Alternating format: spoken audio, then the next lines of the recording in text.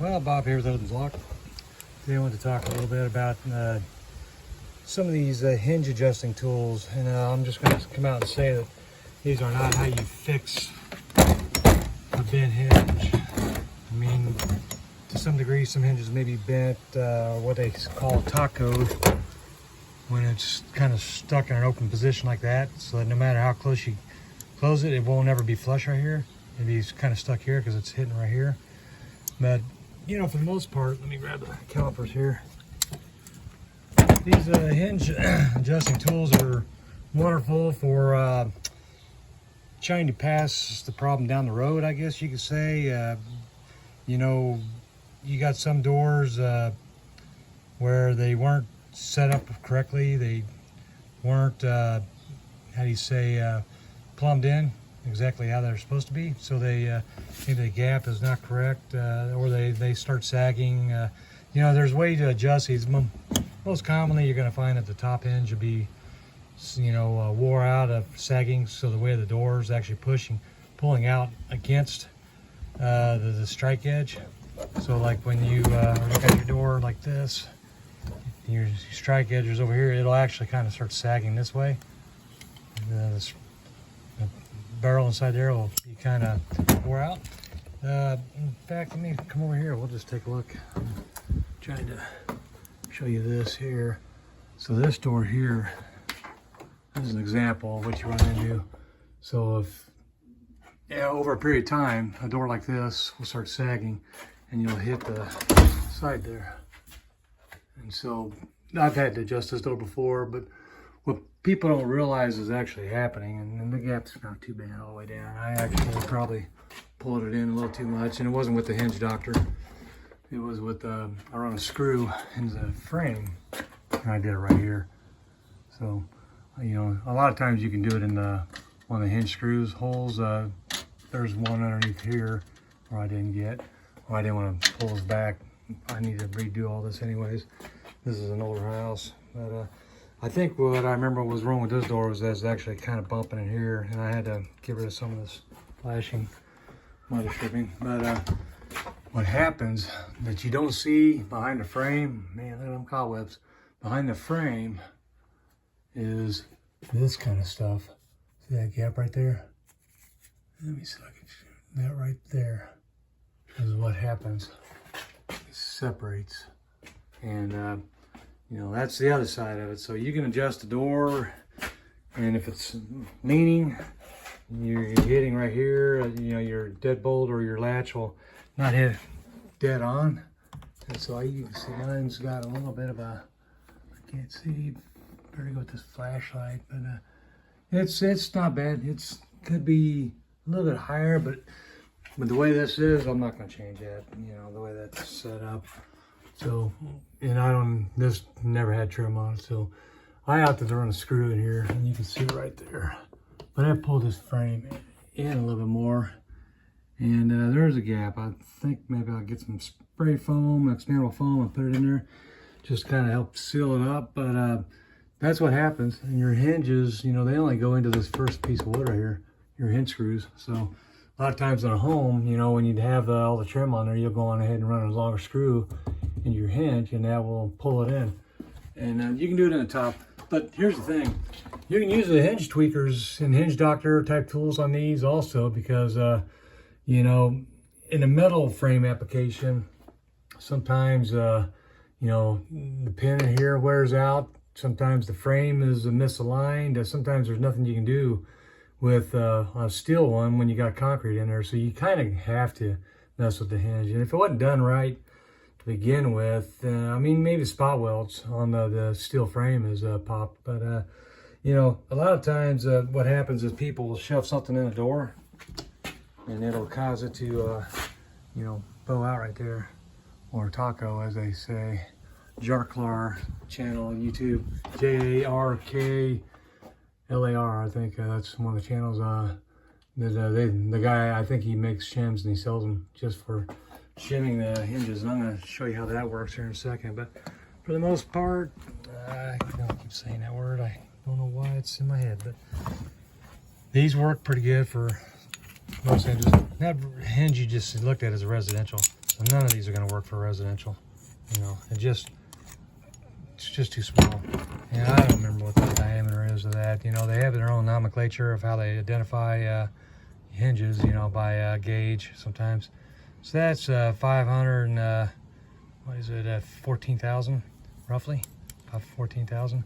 I think some of the hinges go even smaller than that. This one here is your standard industrial hinge, and that is 608,000 roughly. And, you know, it could be plus or minus. And then you got your spring hinges, and this is you know, 790 thousandths. And this here, the point of this one here is it springs closed, so you can, you know, you get springs closed on its own, and it's actually adjustable. So these are kind of nice to have. You can increase, decrease the amount on there by adjusting this.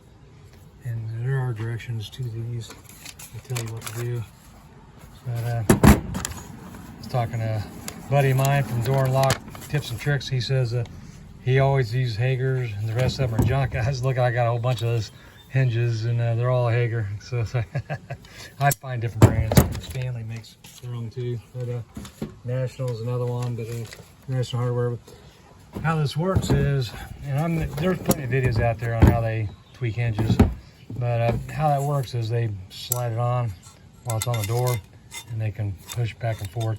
They'll open the door up, and I won't be able to show it on my actual door behind me because you know, it's a residential, which is too small for any of these. And you can buy I think Hinge Doctor from GKL Supplies or GKL Products.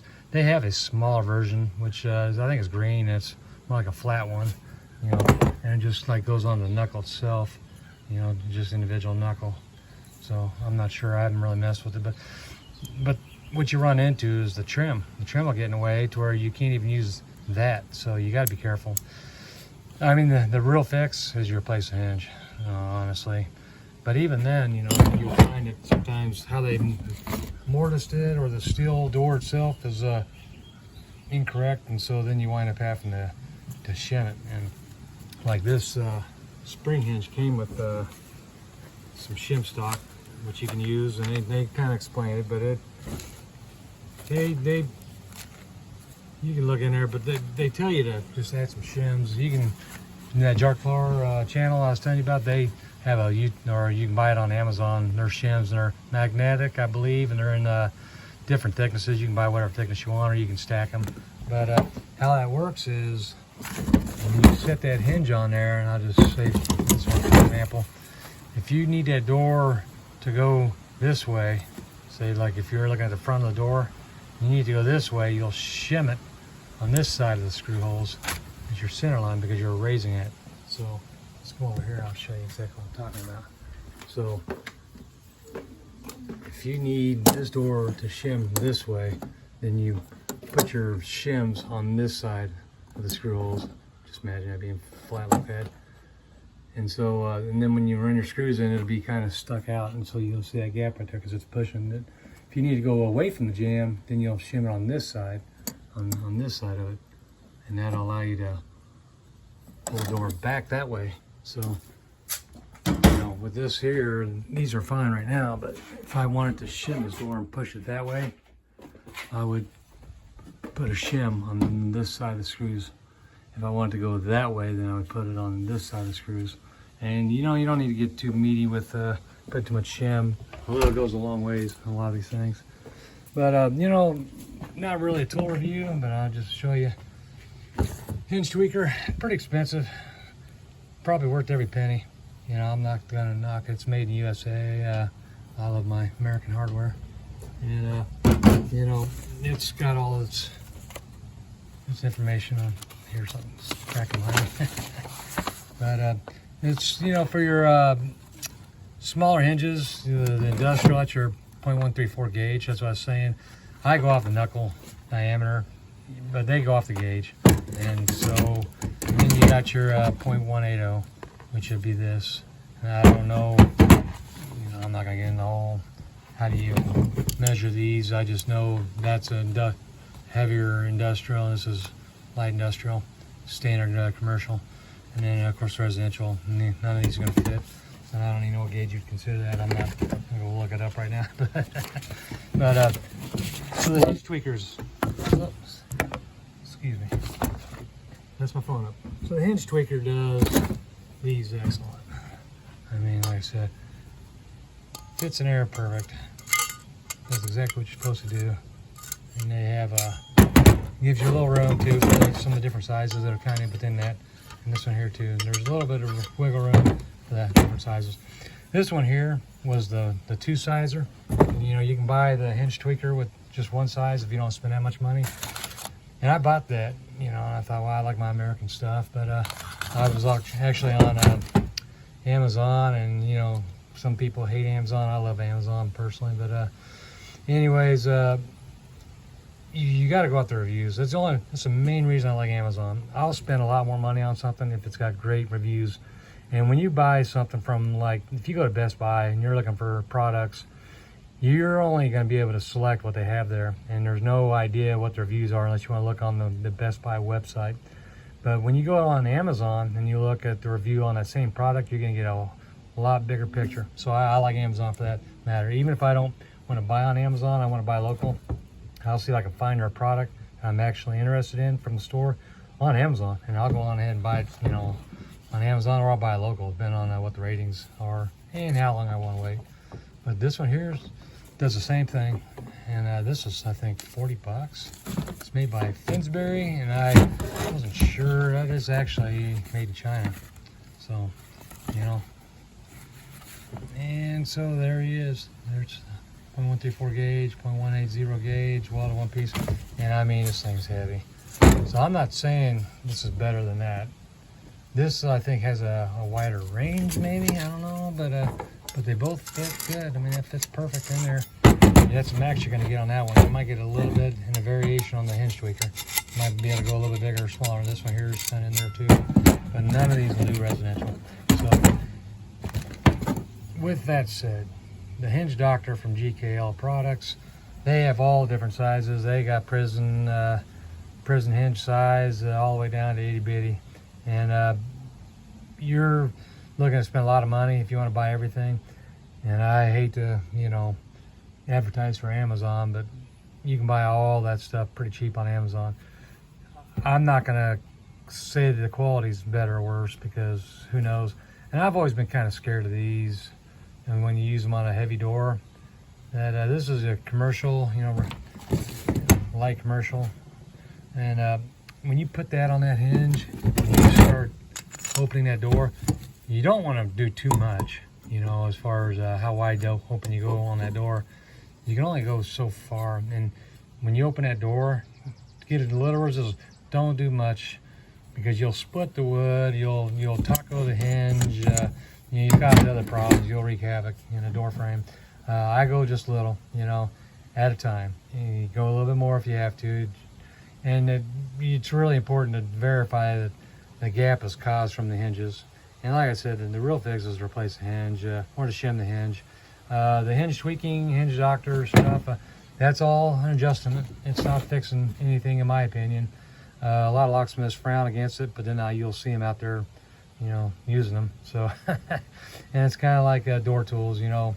When I was growing up in the locksmith industry, we used what they call door cavity tools, where you had to go through the door itself, you know, through the window, and come through and come on the inside, and you're trying to maneuver around, and sometimes your tools get trapped in your door. And then all of a sudden, I believe it was a truck driver or a tow truck driver come along and come up with what they call a long reach tool, where you just, you know, find a way to shim is open. Nowadays they use airbags, but years ago they used to, you know, use little plastic door wedges and stuff on there.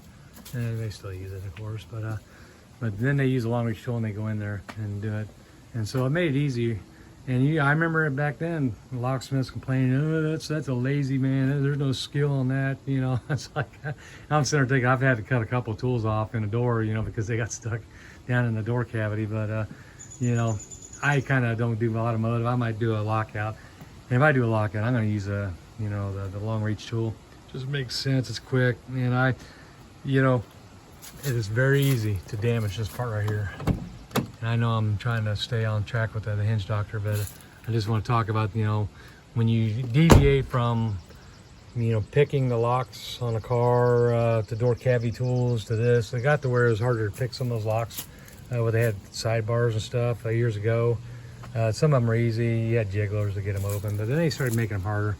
You know, and then Lishy started coming out and making it easier to do that. So a lot of locksmiths don't even do the long reach tool.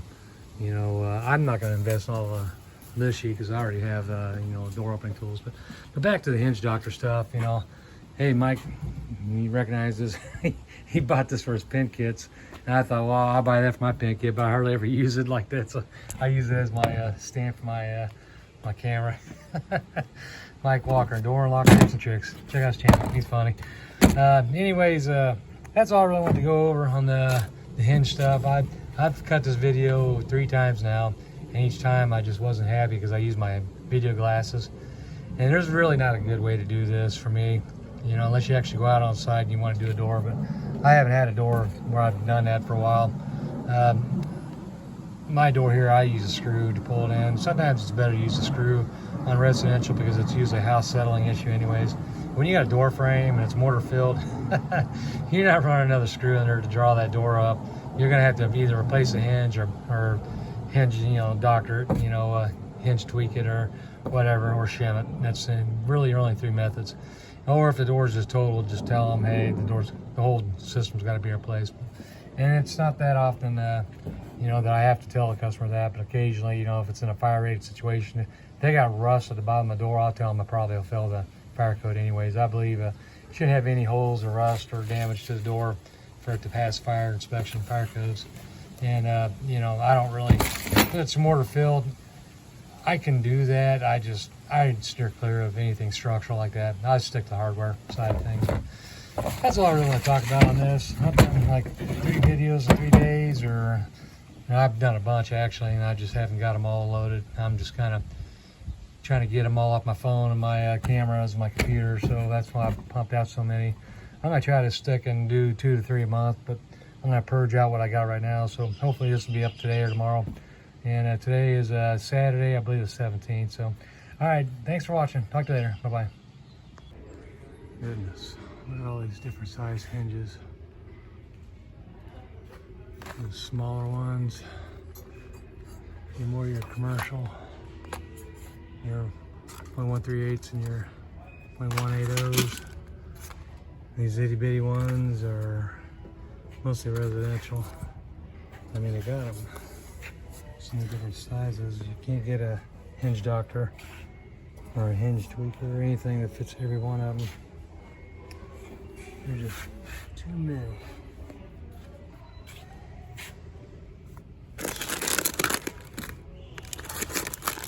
Doesn't hurt to have all extra. You buy through your local lock supplier. Probably a better deal on prices. Let me see here. I'll put my glasses on. Let me see. There's your big ones. Adjustable spring hinge. I don't think the hinge tweaker or the other ones will work. Hinge doctor, I believe, does have this size. Institutional, where you would use a spring hinge style. It's pretty good size on there. I don't have a tape measure on me to measure it, but yep. And then you got the radius versus corner. You do 2 different style there. And then you got to make sure your bolt holes are in the right spot for a lot of them. You'll have some like this, where it's got the 4 bolts. And there's your 90 in your radius. Let's see. Continuous hinge for drawers and stuff. Anyways, that's what you have to look forward to when you start messing with hinges. Wanted to mention, I see Bearings is starting to put more of their industrial, I don't know if I'd say industrial, but they say heavy duty, more like commercial hardware. Not a bad price. I don't know quality wise, it's Bearings, but I mean, you got your different style here. Keyed entry, there's keyed entry. So you got your commercial. And this is just your ANSI grade 2 and it's your grade 1. So anyways, I thought I'd show that.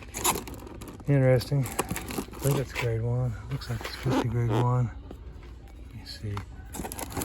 And what you find, yes, it says ANSI grade 2. Okay. So what you'll find is that's 1 3/8 to 2 inch. That's 1 3/8 to 2 inch back set too. Alright. Got the keypads here.